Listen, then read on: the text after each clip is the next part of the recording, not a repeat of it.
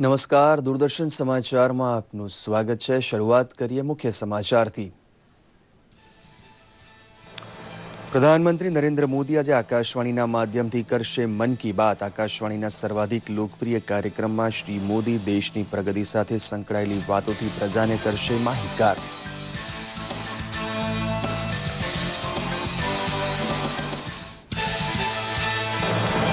ગૃહમંત્રી રાજનાથ સિંહે કહ્યું, બાંગ્લાદેશ અને પાકિસ્તાન સાથેની આંતરરાષ્ટ્રીય સરહદને મજબૂત બનાવવા કેન્દ્ર સરકારે બનાવી નવી વ્યૂહરચના।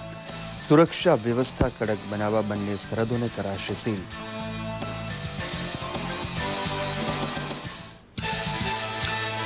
કંડલા બંદરે આવતા લાકડામાંથી ફર્નિચર બનાવી ત્યાંથી જ નિકાસ માટે ટૂંક સમયમાં ફર્નિચર પાર્ક બનાવવાની કેન્દ્રીય મંત્રી મનસુખ માંડવિયાની જાહેરાત। કચ્છ જિલ્લાની મુલાકાત દરમિયાન ₹1.38 કરોડના કામોનું કર્યું લોકાર્પણ અને ખાતમુહૂર્ત। રાજ્ય સરકાર ગૌવંશ હત્યા અટકાવવા ચાલુ સત્ર દરમિયાન કડક કાયદો અમલી બનાવશે। સુરેન્દ્રનગરના વઢવાણ તાલુકાના કારિયાણી ગામને જિલ્લાનું આદર્શ ગ્રામ જાહેર કરતા મુખ્યમંત્રી વિજય રૂપાણી। વરિષ્ઠ નાગરિકોના તીર્થ પ્રવાસ માટે રાજ્ય સરકાર દ્વારા સ્તુત્ય પગલું। અમદાવાદ વિરમગામ બ્રોડગેજ લાઇન પર ₹60 કરોડના ખર્ચે તૈયાર થનારા ઓવરબ્રિજનું નાયબ મુખ્યમંત્રી નીતિનભાઈ પટેલે કર્યું ખાતમુહૂર્ત। નવીન ટેકનોલોજીથી આકાર પામનાર થલતેજ શીલજ રાંચરડા રોડ પરના ઓવરબ્રિજથી ટ્રાફિકની સમસ્યાનો આવશે ઉકેલ। સમાચાર વિગતવાર। પ્રધાનમંત્રી નરેન્દ્ર મોદીએ આજે તેમના લોકપ્રિય રેડિયો કાર્યક્રમ મન કી બાતની 30મી આવૃત્તિમાં દેશવાસીઓ સમક્ષ પોતાના વિચારો રજૂ કરશે। આ કાર્યક્રમનું પ્રસારણ આકાશવાણીની સાથે દૂરદર્શનની તમામ ચેનલો પર સવારે 11 વાગે થશે। ઉલ્લેખનીય છે કે પ્રધાનમંત્રી નરેન્દ્ર મોદી મન કી બાતમાં અત્યાર સુધીમાં પર્યાવરણ અને પાણીના જતનથી માંડીને મહિલા સશક્તિકરણ, ભ્રષ્ટાચાર નાબૂદી અને સ્કૂલ કોલેજોની પરીક્ષા સહિતના વિવિધ મુદ્દે પોતાના વિચારો વ્યક્ત કરી ચૂક્યા છે। બાંગ્લાદેશ અને પાકિસ્તાન સાથેની આંતરરાષ્ટ્રીય સરહદે સલામતી વધુ કડક બનાવવા માટે સરકારે નવી વ્યૂહરચના તૈયાર કરી છે। ગૃહમંત્રી રાજનાથ સિંહે જણાવ્યું હતું કે આગામી દિવસોમાં બાંગ્લાદેશ અને પાકિસ્તાન સાથે જોડાયેલી ભારતની સરહદને સીલ કરી દેવાશે। મધ્યપ્રદેશના ગ્વાલિયર પાસેના ટેકનપુર સ્થિત બીએસએફની સહાયક કમાન્ડરની પાસિંગ આઉટ પરેડને સંબોધતા ગૃહમંત્રીએ જણાવ્યું હતું કે બીએસએફ દ્વારા તાજેતરમાં જ 73 સરહદી ચોકી બનાવાઈ છે। તેમણે કહ્યું હતું કે ભારતીય સેના બાદ જમીન, પાણી અને હવામાં ફરજ બજાવતું હોય તેવું બીએસએફ જ એકમાત્ર સુરક્ષા દળ છે। દેશમાં અપ્રત્યક્ષ કરવેરાની નવી પ્રણાલી જીએસટીને અમલી બનાવવાની દિશામાં સરકાર મક્કમતાથી આગળ વધી રહી છે, જેના ભાગરૂપે કેન્દ્રીય અપ્રત્યક્ષ બોર્ડ એટલે કે સીબીઈસીનું નામ બદલીને કેન્દ્રીય અપ્રત્યક્ષ તેમજ સીમા શુલ્ક બોર્ડ એટલે કે સીબીઆઈસી કરાશે। જીએસટી 1 જુલાઈથી અમલમાં આવશે। નાણાં મંત્રાલય દ્વારા જાહેર કરાયેલા નિવેદનમાં જણાવ્યું છે કે સીબીઆઈસી તેના તમામ ક્ષેત્રીય કાર્યાલયો તેમજ નિદેશાલયોના કામની દેખરેખ રાખશે। આ ઉપરાંત જીએસટી મુદ્દે નીતિ ઘડવામાં પણ સીબીઆઈસી સરકારને મદદ કરશે। ઉલ્લેખનીય છે કે ભ્રષ્ટાચાર અને કાળા નાણાંના દૂષણને ડામવાની સરકારની લડાઈમાં સીબીઆઈસી મહત્વનો વિભાગ બની રહેશે।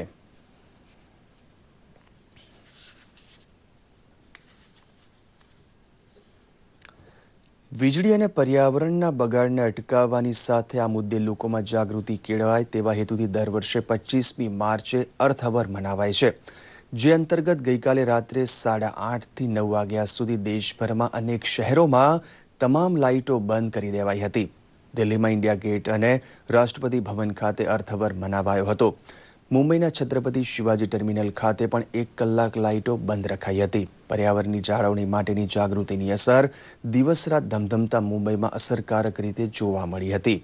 આ ઉપરાંત ઓડિશાની રાજધાની ભુવનેશ્વર, આઈટી શહેર તરીકે જાણીતા બેંગલુરુ અને ભોપાલમાં પણ લોકો પર્યાવરણના રક્ષણના સંદેશ સાથે અર્થ અવરના મહાઅભિયાનમાં જોડાયા હતા। ઉલ્લેખનીય છે કે અર્થ અવર વર્લ્ડ વાઇલ્ડ ફંડનું એક અભિયાન છે, જેનો હેતુ લોકોને વીજળીના મહત્વ અને પર્યાવરણની સુરક્ષા મુદ્દે જાગૃત કરવાનો છે। આ ઝુંબેશની શરૂઆત વર્ષ 2007માં ઓસ્ટ્રેલિયાના સિડની શહેરથી કરવામાં આવી હતી।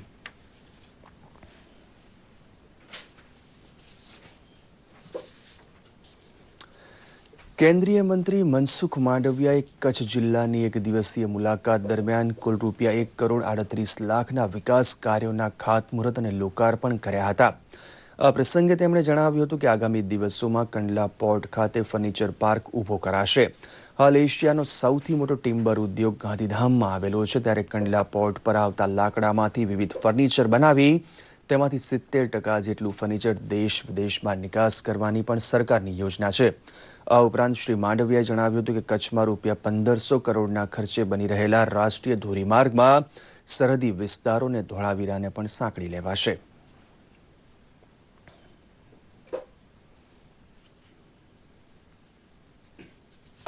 કંડલા પોર્ટનો વિકાસ થાય, કંડલા પોર્ટની અંદર ફર્નિચર પાર્કના માધ્યમથી કંડલામાં આવતા 70% લાકડાનો ત્યાં જ ફર્નિચરમાં રૂપાંતરિત થઈને સમગ્ર દેશ અને વિશ્વની અંદર ફર્નિચરનું એક્સપોર્ટ થાય એ દિશાની અંદર કંડલા પોર્ટને વિકસાવી રહ્યા છીએ. સાથે સાથે કંડલા પોર્ટ પર એક આગામી દિવસોની અંદર ઇન્ડિયા અને યુએઈ વચ્ચે જે રીતે કરાર થયા છે એમાં સ્ટ્રેટેજિક સ્ટોરેજ, ઓઇલ સ્ટોરેજની પણ વાત છે.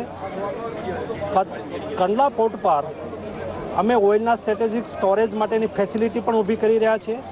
આગામી દિવસોની અંદર આ બંને કામો થવાથી કંડલાના વિકાસને ગતિ મળશે, કચ્છના વિકાસને ગતિ મળશે. મુખ્યમંત્રી વિજયભાઈ રૂપાણીએ જણાવ્યું છે કે રાજ્ય સરકાર છેવાડાના અંતિમ માનવીને પણ તમામ પ્રાથમિક સુવિધા પૂરી પાડવા માટે પ્રતિબદ્ધ છે.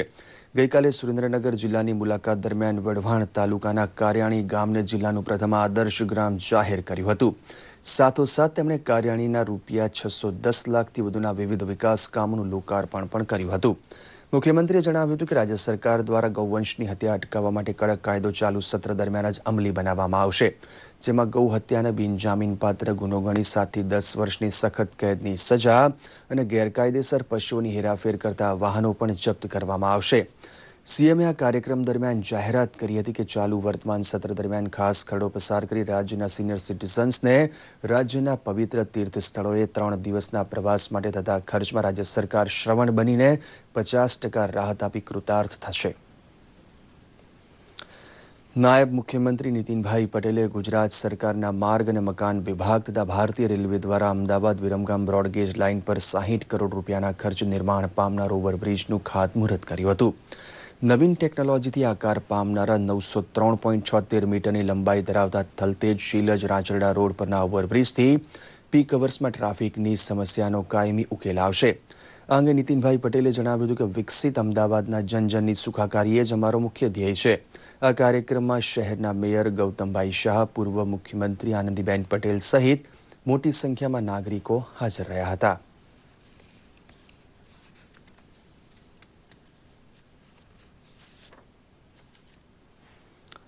એસોચેમ તથા જીઆર ફાઉન્ડેશન દ્વારા અમદાવાદ ખાતે આઈસીટી ઇન્ટેલિજન્સ સિસ્ટમ વિષય પર ઇન્ટરનેશનલ સેમિનારનું આયોજન કરવામાં આવ્યું હતું.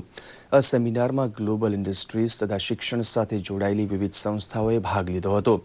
સેમિનારમાં ઇન્ડસ્ટ્રી રિસર્ચ તથા સ્ટાર્ટઅપ ઇન્ડિયા અંતર્ગત પોતાના ક્ષેત્રમાં ઉત્કૃષ્ટ કાર્ય બદલ 18 લોકોને એવોર્ડ એનાયત કરવામાં આવ્યા હતા. ડિજિટલ ઇન્ડિયાના યુગમાં આઈટીસીના ઉપયોગ કરી લોકો સ્માર્ટ ઇન્ટેલિજન્સ દ્વારા રોજેરોજના વ્યવહાર કેવી રીતે સુગમ બનાવી શકે તેનું માર્ગદર્શન આપવામાં આવ્યું હતું.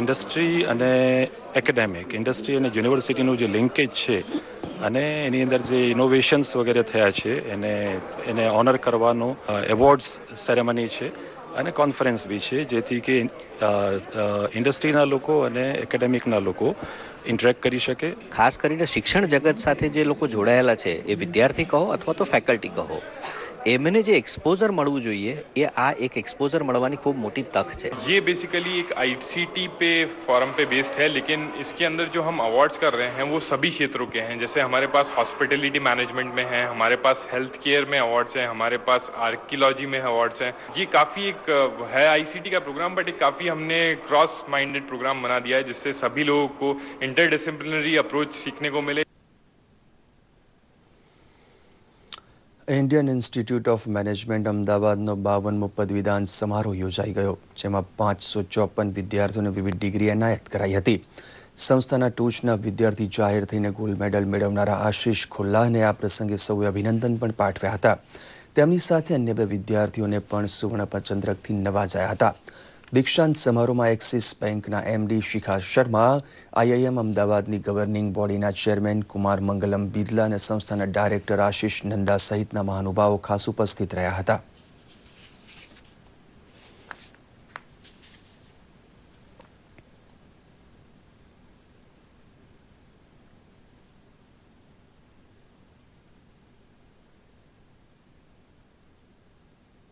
It gives me a lot of pride to see the progress that the campus has made, not just in terms of physical infrastructure, but the quality of the faculty, the quality of the new programs that we are putting in place, and of course the quality of students, which has always been a differentiating factor at IIM.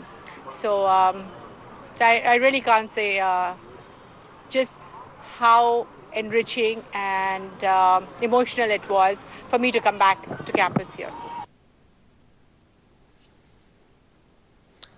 તાજેતરમાં જ પદ્મશ્રી પુરસ્કારથી નવાજાયેલા જાણીતા પત્રકાર, ઇતિહાસકાર અને શિક્ષણવિદ Vishnu પંડ્યાનું university ગ્રંથ નિર્માણ board દ્વારા ખાસ સ્મૃતિચિહ્ન અને શાલ ઓઢાડી સન્માન કરાયું હતું. અમદાવાદ ખાતે યોજાયેલા કાર્યક્રમમાં શિક્ષણ મંત્રી ભૂપેન્દ્રસિંહ ચુડાસમાએ જણાવ્યું હતું કે ઇતિહાસ તેમજ દેશના ક્રાંતિકારીઓ અંગે વિષ્ણુભાઈનો અભ્યાસ કાબિલે તારીફ છે. તેમણે ઇતિહાસ અને શિક્ષણ અંગે વિષ્ણુભાઈના પુસ્તકોને નવી પેઢી માટે ઘણા ઉપયોગી લેખાવ્યા હતા. આ પ્રસંગે ગુજરાતના જાણીતા સાહિત્યકારો, યુનિવર્સિટીના હોદ્દેદારો તેમજ વિદ્યાર્થીઓ ખાસ ઉપસ્થિત રહ્યા હતા. મહીસાગર જિલ્લાના લુણાવાડામાં રહેતા અને વ્યવસાય સાયકલના વેપારી એવા સૌરભભાઈ મહેતાએ નિરોગી જીવન માટે સાયકલ ચલાવવાનો નિત્યકર્મ બનાવી દીધો છે. લોકો વહેલી સવારે ઉઠી વિવિધ પ્રકારની કસરત અને યોગ કરતા હોય છે, પરંતુ સૌરભભાઈનું માનવું છે કે સાયકલ ચલાવવાથી શરીરના અનેક અંગોની કસરત થાય છે.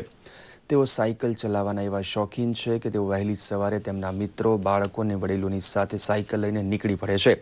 તેમના નિત્યક્રમમાં કેટલાક ડોક્ટરો પણ જોડાયા છે. તેઓ લગભગ 40 કિલોમીટર સુધી સાયકલ ચલાવે છે. તેમણે આ પ્રવૃત્તિ આશરે 2 વર્ષ પહેલા શરૂ કરી હતી.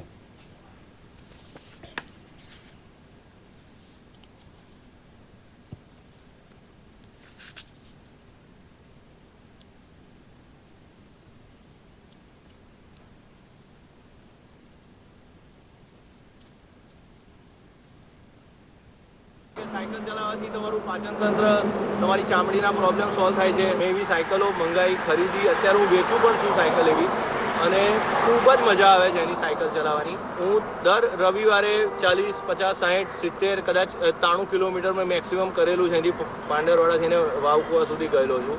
સાયકલિંગ કરતાં કરતાં કુદરતી નજીક ગયા હોય એવું લાગે છે. કુદરતી નજીક ગયા હોય એનાથી એનર્જીમાં પણ ઘણો વધારો થયો એવું લાગે છે.